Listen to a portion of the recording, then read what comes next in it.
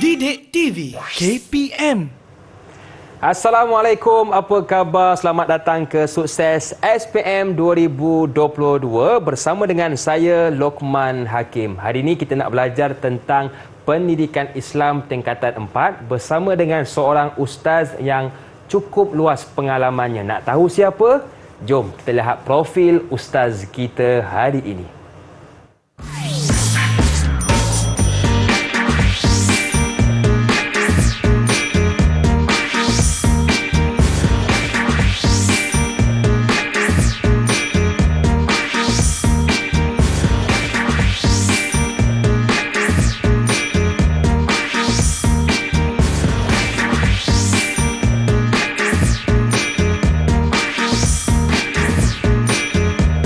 Okey, baik, hari ini kita bersama dengan Ustaz Muhammad Amri Mat Hussein, merupakan guru cemerlang pendidikan Islam dari Sekolah Menengah Kebangsaan Bandar Rincing, Semenyih, Selangor. Assalamualaikum Ustaz. Waalaikumsalam warahmatullahi wabarakatuh. Apa khabar Ustaz? Alhamdulillah, kabar baik, sihat-sihat insya-Allah. Alhamdulillah. Terima kasih kepada Ustaz Muhammad Amri yang sudi bersama dengan kita. Terima kasih juga kepada Cikgu Nur Asmawati Mat Din, merupakan jurubahasa isyarat kita. Apa khabar Cikgu? Okey, baik. Terima kasih juga kepada Cikgu, dan saya difahamkan kita bersama dengan murid-murid yang lain dalam talian. Betul ke Ustaz? Ya, betul Luqman Hakim, Baik, insya-Allah. jom kita berkenalan dengan mereka. Okey, kita ada 4 orang murid yang bersama-sama kita dengan tajuk kemuliaan berdikari pada hari ini. Itu yang pertama, kita ada Ajla. Lambai sikit Ajla. Hai Ajla. Dan seterusnya kita ada Nur Dina Riani. Dina, lambai sikit Dina. Dan juga Nur Syahira, lambai sikit Nur Syahira. Dan Amir Haikal, jejaka kita, seorang je pada bersama kita hari ini. Dan mereka ini semuanya bersekolah di SMK Bandar Rincing, insya-Allah. Okey, baik. Terima kasih kepada murid-murid dalam talian juga yang menonton dari rumah. Baik. Jadi untuk hari ini Ustaz, apakah yang akan kita fokuskan? Silakan Ustaz. Okey, terima kasih kepada Luqman Hakim, insya-Allah. Hari ini kita akan fokus satu tajuk dalam di SKP kita yang ada dalam pendidikan Islam kita, iaitu kemuliaan berdikari. Ya, kemuliaan berdikari, hadis kedua tingkatan 4, selepas hindari dosa-dosa besar. Jadi hadis ni, kemuliaan berdikari ni, dia ada 2 kertas yang perlu kita hayati, yang perlu kita selidiki, yang kita pelajari. Iaitu 11223/2 dan yang keduanya 1223/1. Jadi hari ini saya akan mulakanlah dengan 1223/2, iaitu membaca hadis dengan betul. Ini membaca hadis dengan betul, kita kena baca dengan betul, tepat dan makhraj yang betul. Ya, antara hadis kemuliaan berdikari yang matan hadisnya berbunyi begini, iaitu an Abi Hurairah radhiyallahu an anin Nabi sallallahu alaihi wasallam qala la an yahtatiba ahadukum huzmatan ala zahri khairul lahu min an yas'ala ahada fayu'tiyahu aw yamna'ah. Riwayat Al-Bukhari. Jadi hadis ni, hadis yang kita bacakan tadi kena baca dengan betul, baris yang betul, lancar dan makhraj yang betul, untuk kita dapatkan markah penuh. Bagi 1223/2 kita ada wajaran, dan hadis ni kita ada 10 markah untuk bacaan hadis yang betul. Jadi kita kena baca dengan betul, tepat, baris yang betul untuk dapatkan markah penuh. Dan hadis ini, bahagian hadisnya 10 markah. Saya ulang balik bacaan dia. An Abi Hurairah radhiyallahu an anin Nabi sallallahu alaihi wasallam qala la an yahtatiba ahadukum huzmatan ala zahri khairul lahu min an yas'ala ahada fayu'tiyahu aw yamna'ah. Jadi bacaan tu kena betul makhraj dia, dan juga betul dari segi intonasi bacaan. Jadi kita tak perlu baca dengan taranum. Baca hadis yang betul. Jadi kita nak uji, ya, murid-murid kita tahap mana dia berada, bacaan mereka ini tahap mana. Antaranya kita ada cemerlang, baik, kita ada sederhana, dan kita ada memuaskan. Okey. Okey, baik. Kita akan dengar bacaan hadis yang pertama. Okey, siapa nak mulakan dulu? Silakan. Okey, sila angkat tangan. Okey, sila angkat tangan. Okey, sila. Amir Haikal. Okey, sila Amir. An Abi Hurairah radhiyallahu an anin Nabi sallallahu alaihi wasallam qala la an yahtatiba ahadukum usmatan ala zahrihi khairul lahum min an yas'ala ahada fayu'tiyahu aw yamna'ah.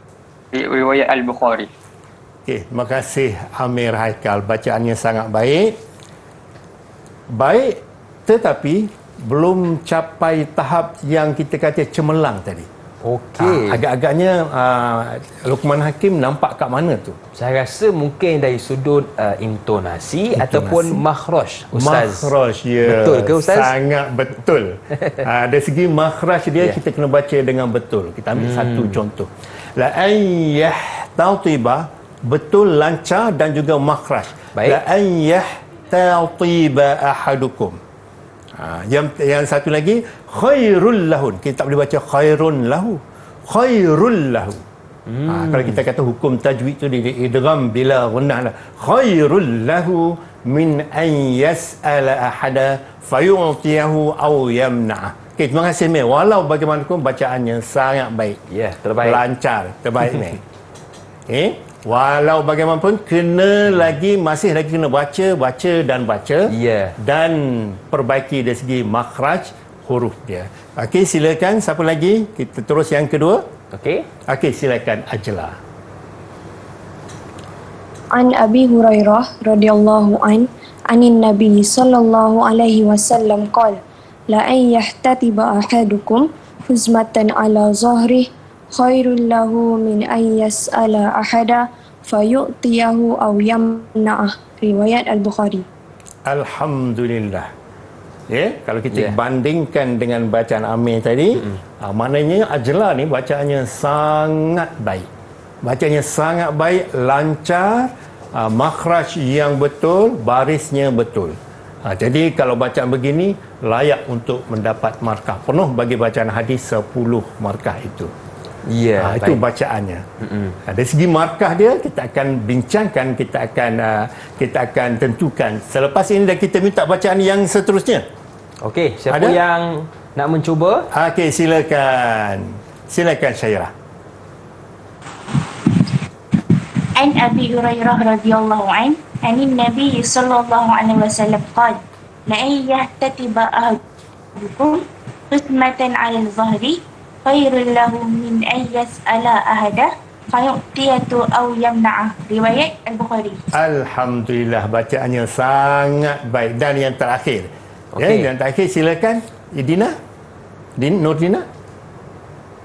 An Abi Hurairah radhiyallahu anin Nabi sallallahu alaihi wasallam qala la an yattatiba ahadukum husmatan ala zuhrihi khairu lahu min an yas'ala ahada fayu'tiyahu aw yamna'u.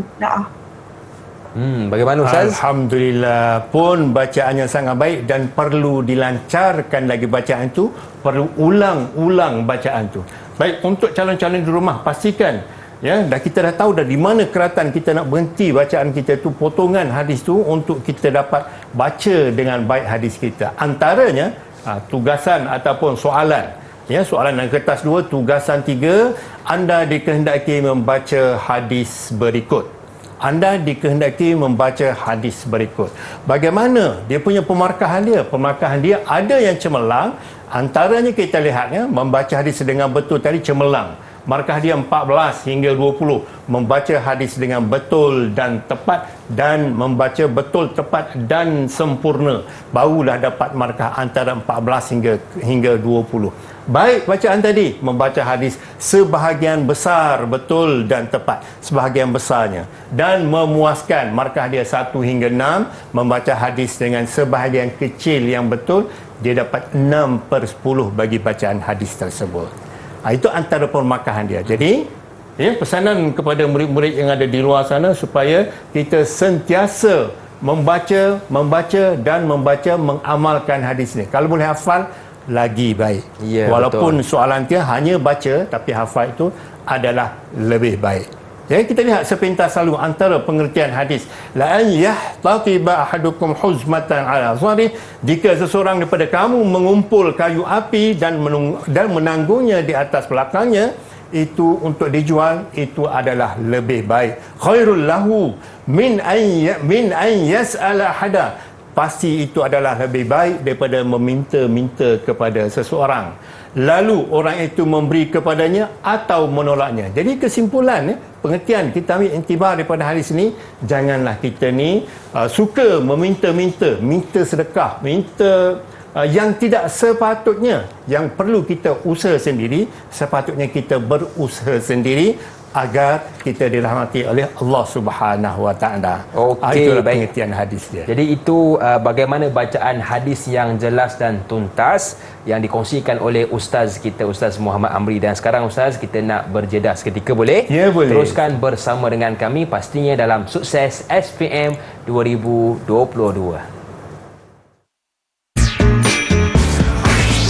Didik TV KPM. Didik TV KPM.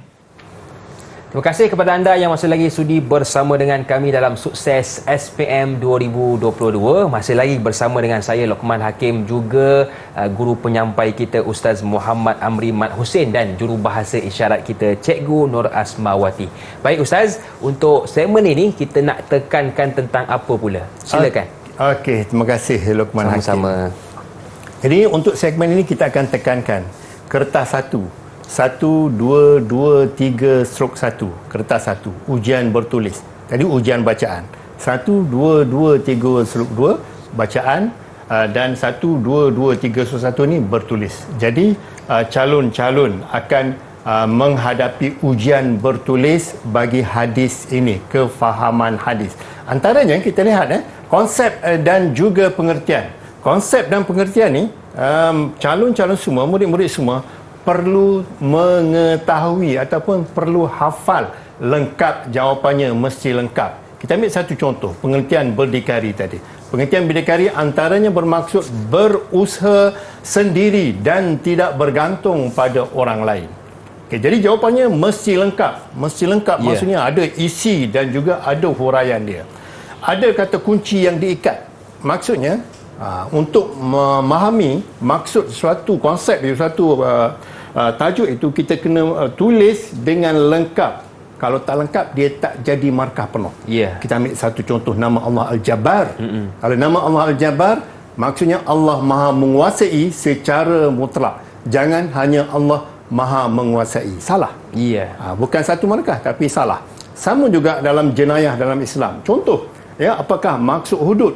Hudud ialah hukuman, keseksaan yang terdapat dalam Quran dan hadis. Keseksaan, perkataan keseksaan itu mesti ada. Nak ceritanya bahawa untuk menulis soalan yang berkaitan dengan terminologi ini, maksud ini, mestilah lengkap daripada awal sampai ke hujungnya, barulah dapat markah penuh bagi pengertian sesuatu itu. Sama juga contoh macam sembelihan. Kalau sembelihan ialah menyembelih binatang yang halal dimakan. Jangan hanya menyembelih binatang dengan memutuskan urat marik dan halkuh. Mesti ada perkataan, dia ikat dengan perkataan yang halal dimakan. Sama juga berdikari tadi, dia ikat dengan dua maksudnya, iaitu berusaha sendiri. Kalau sampai situ baru dapat satu markah. Berusaha sendiri dan tidak bergantung pada bantuan orang lain. Dia akan gandingkan, apabila maksud ini dia akan gandingkan dengan konsep. Konsep berdikarinya iaitu konsepnya kita lihat konsep ni iaitu pengertian am. Pengertian am atau idea yang mendasari sesuatu. Idea yang mendasari berdikari, konsep berdikari tadi. Antaranya soalan, contoh soalan, jelaskan dua konsep berdikari. Antara konsep berdikari ini ialah menggunakan potensi diri. Kita ada potensi diri untuk yang dikurniakan oleh Allah Subhanahu Wa Taala, seperti kecerdikan akal, seperti tubuh badan yang sihat. Kita gunakan potensi diri ini untuk mencari keredaan Allah dengan melakukan perkara-perkara yang bermanfaat dan membebaskan diri pada bergantung kepada pihak lain demi memelihara maruah agama. Kenapa saya kata memelihara sampai dia kata memelihara maruah agama? Jika soalan itu terangkan, mesti sampai di situ jawapannya, mesti ada isi dan huraian. Jadi kita nak dengar jawapan daripada murid kita ni yang ada dalam pesanan kita pada hari ini. Antaranya saya nak bagi satu soalan. Jelaskan dua konsep berdikari. Itu soalan dia. Okey, jelaskan dua konsep berdikari. Siapa nak jawab? Okey, silakan Syahira. Dua konsep berdikari ialah menggunakan potensi diri yang diturunkan oleh Allah SWT seperti kecerdikan akal untuk perkara yang bermanfaat. Yang kedua, membebaskan diri daripada bergantung kepada pihak lain demi memelihara maruah diri. Okey, tepat sekali. Satu lagi soalan Syahira. Satu lagi soalan, apakah maksud berdikari? Berdikari bermaksud berusaha sendiri dan tidak bergantung kepada bantuan lain. Okey, baik. Jawapannya sangat-sangat baik. Kalau markah pengertian tu dah dapat 2 markah. Penuh. Terbaik. Konsep berdikari pun dapat markah penuh 4/4. Terbaik. Dah ada 6 markah. Terbaik Syahira. Terima kasih. Mudah-mudahan Allah merahmati Syahira dengan jawapan begitu, insya-Allah. Jadi itu adalah konsep berdikari. Jadi kita lihat konsep berdikari ni jawapannya mestilah lengkap sebagaimana yang dijawab oleh Syahira tadi. Kalau soalan jelaskan, kita ambil satu contoh, soalan jelaskan. Kalau soalan jelaskan mestilah jawapan itu lengkap. Maksud jawapan lengkap itu sudah memadai untuk mendapat markah penuh 2/2. Tetapi kalau soalan terangkan, contoh terangkan dua konsep berdikari. Kalau dua konsep berdikari ini, kita ada jawapan yang dibacakan oleh Syahira tadi, iaitu meyakini kemampuan diri untuk melaksanakan sesuatu tugasan. Mesti ada penghubung, kata hubung dia tu untuk, dengan akronim yang mudahnya dipanggil suka. Suka maksudnya supaya, untuk, kerana, agar. Dia sambung dengan supaya, untuk, kerana, agar. Ada setengah menggunakan kabus. Mana-mana pun boleh kita terima. Nak ceritanya bahawa mesti ada isi dan huraian sekiranya soalan itu kata tugasnya terangkan. Antara tadi contoh, terangkan dua konsep, dua konsep berdikari. Soalan terangkan, minta dua, tapi dinasihatkan ataupun digalakkan calon-calon murid-murid yang ada di luar sana, walaupun dia minta dua soalan, boleh dijawab dengan lebih daripada 2, nak jawab 3 boleh, 4 boleh, 5 boleh, 6 boleh. Jangan banyak sangat. Nanti masa akan habis kat situ. Jadi cantiknya jawab antaranya 4 hingga 6. Sekiranya walaupun soalan itu minta 2 jawapan. Sebab apa? Sebab jawapan yang katalah jawapan 1 dan 2 tu sama dia punya payung, dipanggil payung, istilah payung, sama dia punya isi. Maka dia hanya ambil 1. Satu markah saja. Satu masih 2 markah. Faham. Jadi yang 3, 4 tu boleh bantu. Jadi daripada dapat 2/4 dia akan dapat 4/4 sebab dijawab lebih daripada yang diminta tadi, 4, 3, 4, 5 dan 6. Itu boleh membantu untuk jawapan calon ataupun jawapan murid. Antara konsep yang lain berdikari ini ialah, yang seterusnya ialah meyakini kemampuan diri untuk melaksanakan sesuatu tugasan. Tengok dia punya jawapan tu, meyakini kemampuan diri. Maksudnya kalau soalan jelaskan, di situ sudah lengkap untuk dapat 2 markah. Meyakini kemampuan diri. Kemudian kalau soalan terangkan, mesti jawapan itu lengkap sampai meyakini kemampuan diri untuk melaksanakan sesuatu tugasan. Dan jawapan yang terakhir untuk konsep berdikari ini ialah berazam dengan hemah yang tinggi untuk meningkatkan kualiti diri. Dia nampak jawapan pendek, tapi dia dapat markah penuh. Betul. Sebab apa? Sebab ada isi dan huraian. Itulah konsep dia, konsep untuk menentukan. Dan satu lagi kaedah, sekiranya jawapan tu lain daripada apa yang ada dalam buku teks, memang kita akan kena rujuk buku teks. Walaupun kita rujuk buku teks, tetapi Tetapi sekiranya jawapan tu tiada dalam buku teks, tetapi isi dan jawapan dia tu sama ataupun makna dia sama yang ada dalam buku teks. Kita ambil satu contoh jawapan yang selain daripada buku teks. Dia kata memanfaatkan kelebihan diri untuk mendapatkan pendapatan yang halal. Fakta ini tiada dalam buku teks, tetapi diterima sebab dia ada isi yang kita boleh ambil daripada isi yang terdapat dalam buku teks tersebut. Itu dia punya kaedah dia. Cara kita nak menjawab dia. Soalan-soalan yang berkaitan dengan terminologi dan juga konsep untuk berdikari ini. Ada soalan tak? Okey, baik. Jadi kalau kita lihat Ustaz, itu bagaimana cara untuk kita menjawab soalan-soalan yang akan diberikan. Bagaimana pula Ustaz tentang soalan kebat? Okey, soalan kebat. Soalan kebat, anak-anak semua, soalan kebat ni dalam peperiksaan SPM biasanya, ini rutin tidak tetap tapi rutin. Dia biasanya dia ada satu soalan pada setiap bahagian. Mari kita ada 5 soalan, dia ada satu soalan. Satu berada di soalan 1, 2, 3, 4 dan 5 ada soalan, bermakna kalau 4 markah daripada kebat tu, kita dapat 20 markah. Setiap soalan 4 markah, 5 soalan kita dah ada 20 markah. Senang-senang saja dapat markah kebat, markah untuk soalan kebat tersebut. Kaedahnya kita akan bincangkan secara detail untuk segmen yang seterusnya, dan kita ambil dulu satu contoh soalan yang berkaitan dengan kebat ni. Dan mungkin Ustaz, kita boleh lihat soalan contoh bagi kebat. Mungkin Ustaz ada sediakan dan boleh kita lihat di kaca TV kita. Silakan Ustaz. Okey, baik. Untuk kebat ni, kita ambil satu contoh soalan kebat ni. Dia kalau kebat ni dia kena ada stimulus. Dia panggil stimulus ni fakta ataupun rangsangan yang kita nak ambil daripada fakta tersebut untuk dijadikan soalan. Kita ambil satu contoh. Hadis yang ada dalam buku teks, hadis yang begini. Dia satu hadis. Itu sebab dalam buku teks ni kita membaca semua sekali yang ada dalam fakta, termasuk spektrum ilmu, termasuk hadis. Sebab di dalamnya hadis tersebut ataupun fakta yang ada dalam buku teks tersebut boleh dibina untuk dijadikan soalan kebat.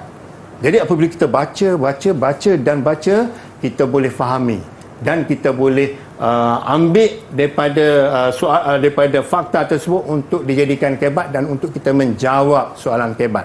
Kita ambil satu contoh yang pertama, kemukakan hujah anda. Contoh dia bagi hadis yang berkaitan dengan kemuliaan berdikari tadi, tidak memakan seorang suatu makanan yang lebih baik daripada memakan daripada hasil kerja tangan sendiri. Itu berkaitan dengan hadis tu. Dia kemukakan soalannya, contoh soalan, kemukakan hujah anda untuk menyokong penyataan hadis di atas.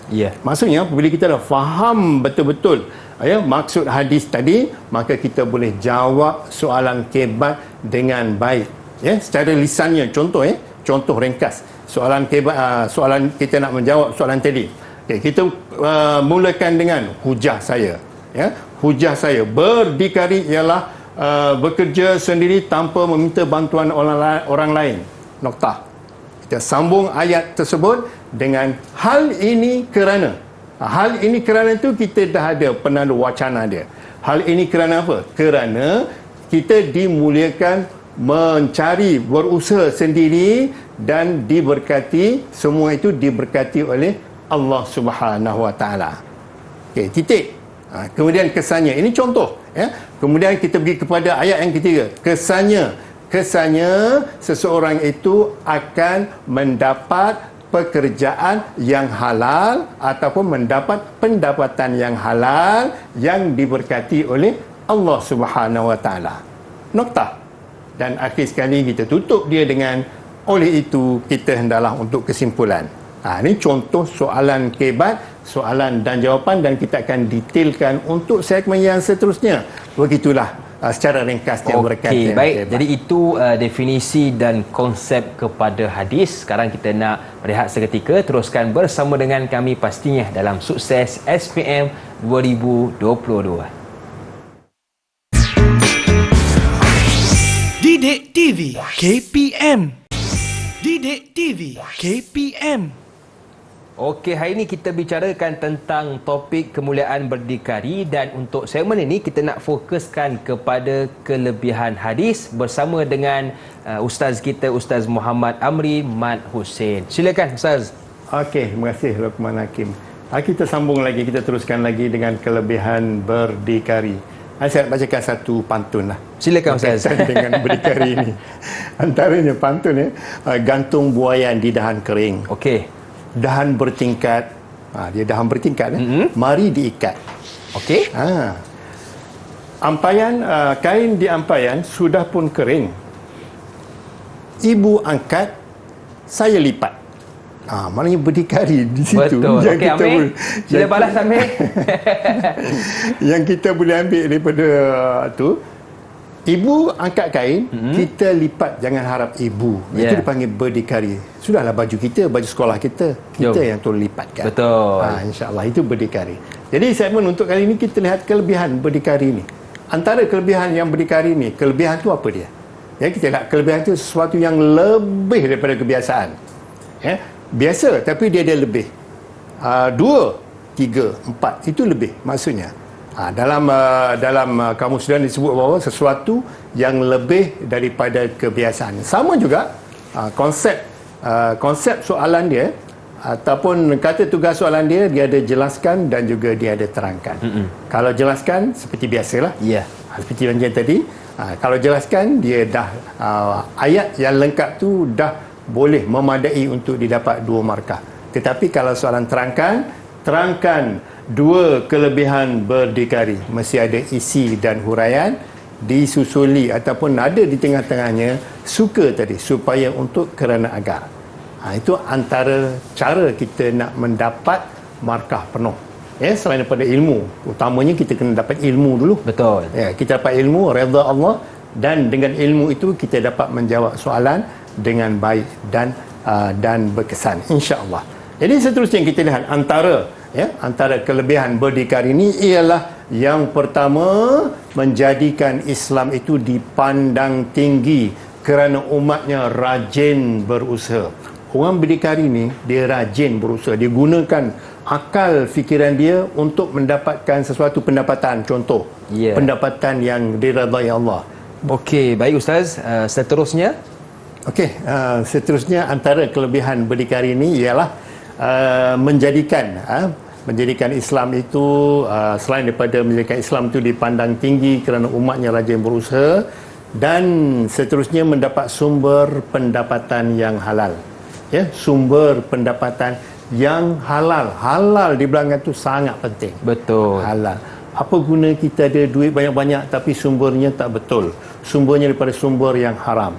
Kita nak bagi makan kepada anak isteri kita, mesti sumber yang halal supaya berkat hidup dunia dan akhirat. Itu paling penting. Okey, baik. Kita ada kawan kita, sahabat kita yang ada dalam kita punya program pada hari ini. Saya bagi satu soalan ni.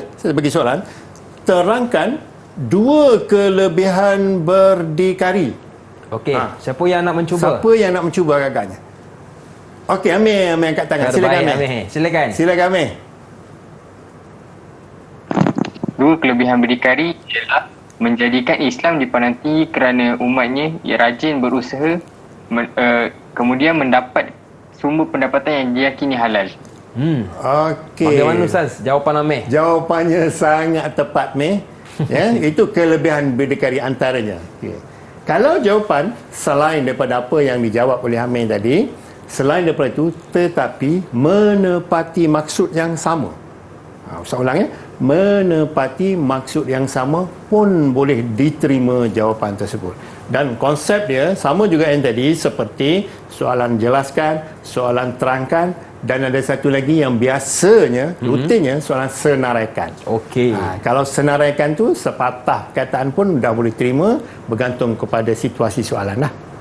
Begitu. Antaranya yang lain kelebihan berdikari ini ialah melahirkan modal insan yang berkepakaran tinggi melalui penerokan ilmu dan kemahiran, dan akhir sekali memperkasakan daya saing.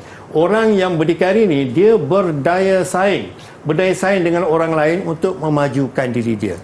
Dia guna akal yang dia ada, kesihatan yang dia ada, kelebihan tubuh badan yang dia ada untuk mencari keredaan Allah, kerahmatan Allah demi untuk mempertingkatkan tahap hidup dia tu. Ya, kita nak meningkatkan tahap hidup, tahap ekonomi kita kena berusaha dengan lebih gigih supaya nak jelaskan tadi, letakkan halal tu di hujung tu, yang halal dan diberkati Allah, agar apa? Agar hidup kita ni berjaya dunia dan akhirat untuk jawapan dah. Ya, betul. Itu isi dan huraian. Okay. Macam Luqman Hakim ada soalan je nak tanya? Cuma saya ada satu soalan. Kalau kita lihat tadi Ustaz ada sebut tentang senaraikan. Bentuk soalan. Jadi kadang-kadang murid kita mungkin sedikit rajin Ustaz. Sepatutnya hanya senaraikan tetapi dijelaskan. Maka bagaimana dari sudut ni? Pemarkahan dia? Ya. Okey, terima kasih, soalan yang sangat-sangat baik. Katalah soalan senaraikan, murid hanya boleh jawab sepatah perkataan dan markah, tetapi sekiranya jawapan murid itu panjang. Baik. Okey, contoh senaraikan rukun haji. Okey. Okey, dia jawab. Okey, niat sudah memadai. Tapi dia jawab niat haji ataupun niat umrah kerana Allah. Kemudian wukuf, nombor 2. Wukuf dah memadai sepatah perkataan. Betul. Tapi murid ni rajin. Dia jawab wukuf. Nokta penting ni, berada di padang Arafah pada zuhur 9 Zulhijjah hingga terbenam matahari, hingga terbit fajar pada esoknya, kerana beribadah kepada Allah. Dia jawab panjang, lagi baik sebenarnya, dan lagi lengkap jawapan, dan markah insya-Allah tidak akan dipotong. Itu kaedah dia. Ya, walaupun soalan tadi jelaskan dua kelebihan berdikari, dijawab ayat yang pendek je, melahirkan modal insan, dah memadai. Tapi dia ni rajin dan dia nak bersungguh-sungguh untuk dapatkan markah yang tinggi ni. Dia pun jawab melahirkan modal insan yang berkepakaran tinggi melalui penerakan ilmu dan kemahiran. Panjang. Walaupun soalan itu khusus untuk terangkan, tapi walaupun jelaskan dia jawab lebih pun boleh diterima markah ataupun jawapan calon ataupun murid tersebut. Dan seterusnya kita nak satu persatu. Satu persatu kelebihan berdikari dari aspek apa? Contoh soalan. Dia kata jelaskan kelebihan berdikari dari aspek agama. Kalau dari aspek agama, mesti jawapan dalam aspek agama. Contoh jawapan. Contohnya menjadikan Islam dipandang tinggi kerana umatnya rajin berusaha. Jangan masuk dalam aspek lain. Kita ada dalam aspek ekonomi, kita ada dalam aspek lain-lain lagi selain daripada ini. Maka jawapan mesti fokus kepada aspek agama. Dari aspek apa lagi? Kita nak ekonomi.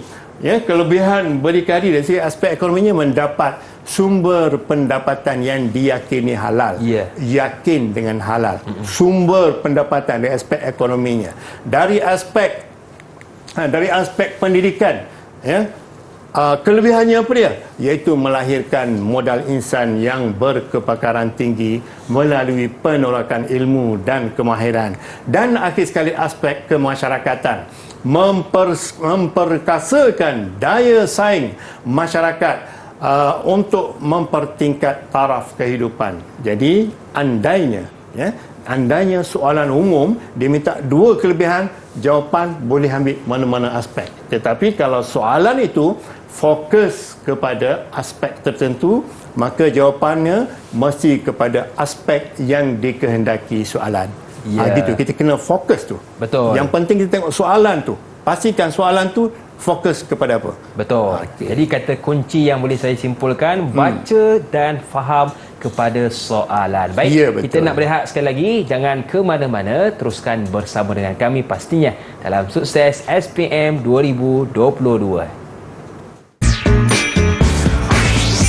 Didik TV KPM. Hari ini kita membicarakan tentang hadis berkaitan kemuliaan berdikari dan sudah pastilah setiap hadis ada pengajaran-pengajarannya. Untuk segmen ini kita nak fokuskan tentang pengajaran hadis berkaitan kemuliaan berdikari bersama dengan guru kita Ustaz Muhammad Amri. Silakan Ustaz. Okey, terima kasih Luqman Hakim sebagai host kita pada hari ini, insyaAllah.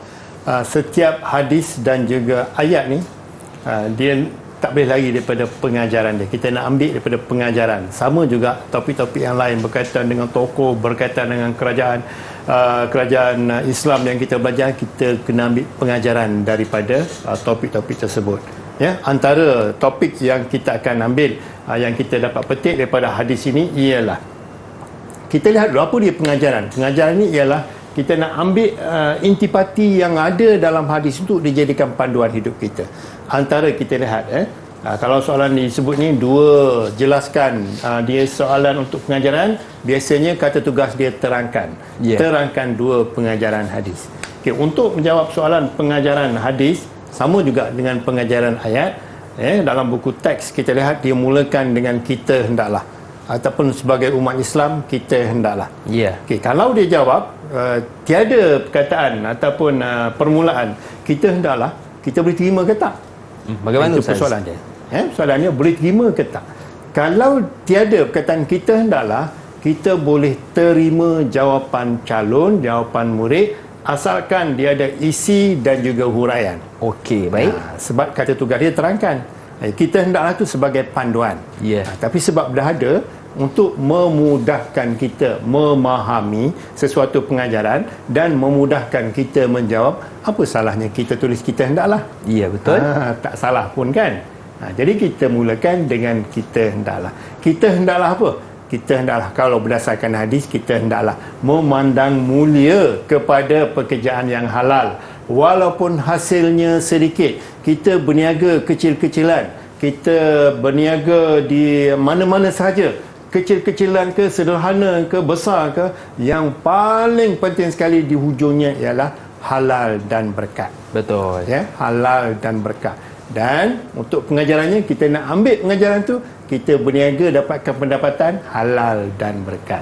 Kita ada kawan kita, sahabat kita, bersama dengan program kita pada hari ini. Saya bagi satu soalan, terangkan dua pengajaran hadis. Agak-agaknya siapa boleh jawab? Okey, siapa yang nak bantu Ustaz? Okey, silakan Ajla nak bantu kita. Okey, silakan Ajla. Dua pengajaran hadis ialah kita hendaklah mencari ilmu dan kemahiran untuk mendapatkan pendapatan yang lebih baik. Yang kedua, kita hendaklah membantu orang yang memerlukan pertolongan mengikut keupayaan agar hidup dirahmati. Okey. Alhamdulillah. Terbaik. Tepat sekali jawapan Najla. Antara jawapannya kita hendaklah memandang mulia kepada pekerjaan yang halal itu, walaupun hasilnya sedikit. Itu antara pengajaran dia lah. Pengajaran yang kita boleh ambil. Katalah jawapan selain daripada apa yang ada dalam buku teks, jawapannya boleh diterima asalkan masih lagi berkaitan dengan hadis. Betul. Okey, contoh kita lihat la an yahtatiba tadi.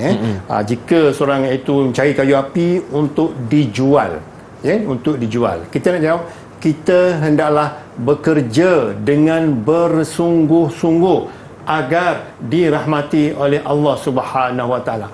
Pun boleh diterima walaupun tiada dalam jawapan ataupun pengajaran yang ada dalam buku teks, asalkan semuanya berkaitan dengan hadis. Satu lagi kaedah dan cara kita nak cari ataupun nak jawab soalan pengajaran hadis, kita fokus kepada soalan. Kita fokus pada soalan. Dia akan sertakan matan hadis tadi bersertakan dengan huraian dia di bawah. Hadis ini menerangkan tentang apa? Tentang berdikari. Jadi di situ kita dah boleh ambil dah boleh ambil daripada perkataan berdikari itu. Kita hendaklah sentiasa berdikari dengan berusaha sendiri agar hidup diberkati oleh Allah Subhanahu Wa Taala. Itu dia kaedah dan cara kita nak cari pengajaran hadis. Kita ambil satu contoh yang lain lagi. Ya, kita baca betul-betul hadis tersebut dan kita faham hadis itu, maka di situ kita boleh ambil dalam pengertian ataupun isi yang ada dalam hadis. Kita ambil satu contoh hadis lain. Sab'atun yuzilluhumullah. 7 golongan yang mendapat naungan Allah. Antara dalam hadis itu pemimpin yang adil, pemuda yang beribadah kepada Allah Subhanahu Wa Taala. Di situ kita dah boleh ambil antara tujuh golongan itu untuk dijadikan pengajaran hadis. Contoh, contoh, kita hendaklah menjadi pemimpin yang adil agar negara ditadbir dengan selamat, dengan aman, dengan sempurna. Itu contoh. Dalam hadis ini pun sama juga. Kita hendaklah berdikari dengan bekerja sendiri agar hidup diberkati oleh Allah Subhanahu Wa Taala. Yang keduanya, kita hendaklah menghindari perkara-perkara yang boleh merosakkan diri dengan bekerja dengan pendapatan yang haram agar keluarga kita bahagia. Itu contoh jawapan untuk pengajaran ayat. Kita faham betul-betul hadis tersebut agar kita dapat jawab dengan baik dan sempurna. Dan seterusnya, kita lihat pengajaran selainnya, selepasnya, iaitu yang ketiga. Yang kedua, kita hendaklah menghindari perbuatan meminta-minta. Disebut dalam hadis tadi, kita bekerja berdikari, tapi kita terbalikkan dia tu, terbalikkan daripada fakta hadis tadi. Kita jangan amalkan diri kita ini dengan meminta-minta. Dulu tepi jalan minta sedekah. Minta sedekah, Tuan tolong Tuan. Itu meminta-minta namanya. Betul. Hindari perkara-perkara ini, hindari perbuatan ini, sebab kita dah ambil pengajaran daripada hadis tadi. Kita hindari perbuatan meminta-minta dan bergantung kepada orang lain demi apa? Demi memelihara kemuliaan dan maruah diri. Jatuh maruah kita. Betul. Kalau kita meminta-minta ni. Meminta-minta dengan minta sedekah semua ni, jatuh maruah kita. Orang akan pandang rendah kepada kita. Luqman, macam ada soalan dia tu? Ya, betul. Jadi kalau saya melihat antara contoh soalan yang telah dikongsikan oleh Ustaz Muhammad Amri tadi, kita melihat di situ ada kata tugas, Ustaz. Kata tugas, terangkan, jelaskan. Jadi apakah contoh kata tugas yang lain mungkin digunakan selain terangkan, Ustaz? Okey, baik. Soalan yang sangat-sangat baik, Luqman Hakim. Selain daripada kata tugas jelaskan dan terangkan untuk pengajaran hadis, pengajaran ayat, dia ada dua ni saja setakat inilah. Baik. Setakat ni ada dua ni saja, iaitu jelaskan dan terangkan. Jelaskan pun jarang-jarang, kadang-kadang. Rutinnya terangkan. Dan selain daripada kata tugas yang disebutkan tadi, di sini juga kita boleh petik dia sebagai stimulus untuk dijadikan soalan kehebat. Dia ambil satu pengajaran hadis sebagai contoh. Kemuliaan berdikari membantu hadis di atas membantu orang yang memerlukan pertolongan, mengikut keupayaan agar hidup dirahmati Allah. Kemudian di bawahnya kemukakan hujah anda untuk menyokong pernyataan di atas. Jadi jawapannya mesti berkaitan dengan kehebat lah. Dia ada kaedah dia lah, kehebat. Kita akan detailkan untuk soalan kehebat yang berkaitan dengan stimulus, yang berkaitan dengan topik kemuliaan berdikari. Panduan dulu. Panduan untuk menjawab soalan kehebat. Panduannya yang pertama, kita jawapan untuk kehebat ni, jawapan hendaklah dalam bentuk perenggan. Kalau soalan KBKK biasa, kalau KBKK biasa ni boleh jawab dalam bentuk point. Isi dash di bawah. Tetapi kehebat ni dalam perenggan, satu perenggan. Baik. Satu perenggan, dan cantiknya jawapannya, baiknya jawapan, sempurnanya jawapan, yang cantiknya ada 4 ayat. 4 ayat. Yang cantiknya ayat yang pertama isi terus. Isi. Yang kedua huraian. Yang ketiga dia ada huraian lengkap. Dan yang keempatnya kesimpulan. Okey. Luqman ada macam nak tanya je tu, Ustaz? Setakat ni Ustaz, saya jelas apa yang telah dikongsi oleh Ustaz, iaitu bagaimana untuk menjawab soalan-soalan yang diajukan. Cuma mungkin boleh kita bertanya kepada murid-murid dalam talian kita. Setakat ni bagaimana, jelas ataupun ada soalan yang ingin ditanya kepada Ustaz? Ada soalan? Jelas macam senyum-senyum nak tanya kita. Boleh kita teruskan? Bagus, baik. Tak apa. Silakan boleh. Ustaz. Okey, saya teruskan. Okey, yang ketiganya, setiap ayat itu ditulis dengan lengkap. Okey, kita pergi kepada seterusnya. Contoh yang seterusnya ataupun fakta yang seterusnya, iaitu mulakan setiap ayat itu dengan penanda wacana yang sesuai. Penanda wacana yang sesuai itu apa dia? Antaranya, hal ini kerana, hal yang demikian, itu penanda wacana. Ya. Okey. Dan oleh itu kesimpulannya untuk kita simpulkan jawapan kita. Kita ambil satu contoh penanda wacana, hal ini kerana.